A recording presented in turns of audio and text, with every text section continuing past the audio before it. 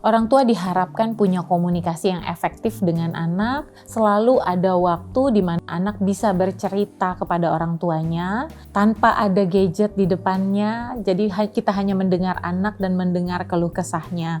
Mencoba untuk mengarahkan anak ke hal-hal yang baik, dan kita juga sebagai orang tua perlu memberikan contoh yang baik pada anak. Namun jika dirasa butuh bantuan profesional dan orang tua perlu berkonsultasi, hal ini bisa dilakukan dari anak usia berapapun. Anak usia kurang dari 5 tahun, maka yang berkonsultasi adalah orang tua biasanya untuk menjalani konseling bagaimana menerapkan cara parenting yang baik untuk anak tersebut. Untuk anak yang berusia di atas 5 tahun, si anak sendiri bisa dibawa untuk berkonsultasi ke psikolog. Jika anak tidak mau dibawa berkonsultasi ke tenaga profesional seperti misalnya psikolog, orang tua tetap dapat melakukan pendekatan terlebih dahulu ke anak, meyakinkan bahwa pergi ke psikolog atau ke bantuan profesional untuk gangguan mental anak ini bukan sesuatu yang memalukan. Orang tua juga perlu paham bahwa dukungan dari orang tua sangat berdampak positif untuk kesehatan mental anak. Jika dalam proses tersebut anak masih belum mau pergi ke psikolog, bisa juga kita bisa menggunakan bantuan orang-orang yang dipercaya oleh anak. Misalnya gurunya, guru les, atau orang tua lain seperti tantenya atau pamannya untuk mengedukasi anak dan meyakinkan dia untuk ikut berkonsultasi ke psikolog bersama orang tuanya. Karena proses ini bukan hanya perlu dilakukan oleh anak, orang tua juga perlu datang ke psikolognya.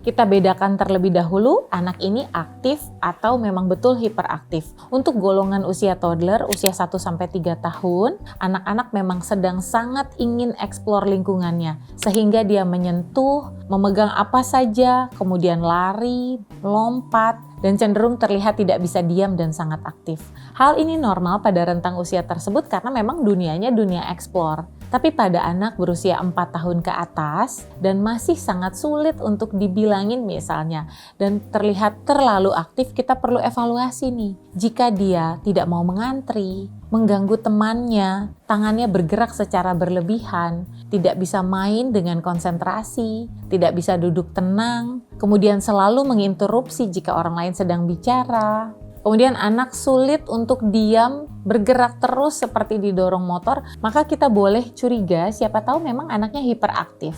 Jadi baiknya dilakukan pemeriksaan oleh dokter dan ada terapinya untuk anak-anak yang hiperaktif supaya dia lebih tenang, bisa berfokus dan belajar dari lingkungannya.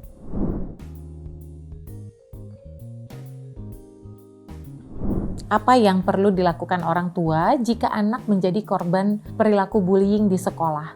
Yang pertama, kita harus aware jika anak mengalami perubahan perilaku, tadinya yang semangat jadi tidak semangat pergi ke sekolah, cari tahu dulu kenapa. Jika memang betul anak mengalami bullying di sekolah, dengarkan anak, izinkan dia bercerita secara tuntas dan jangan lupa dukung dia untuk melewati hal berat ini. Kita bisa lakukan lapor ke sekolah agar tidak terjadi kembali di kemudian hari. Kemudian jika anak kita mengalami dampak yang serius akibat bullyingnya dan memerlukan istirahat sejenak misalnya dari sekolah atau memerlukan dukungan bantuan psikologis, kita sediakan bantuan-bantuan tersebut.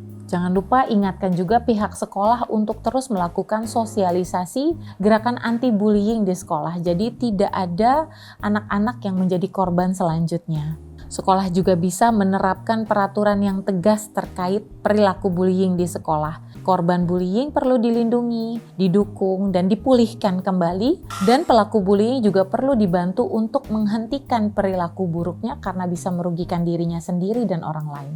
Jika anak kita sendiri yang menjadi pelaku bullying, maka kita perlu ajarkan mengenai simpati dan empati terhadap orang lain, dan hal-hal yang bersifat merugikan orang lain juga bisa merugikan diri kita sendiri.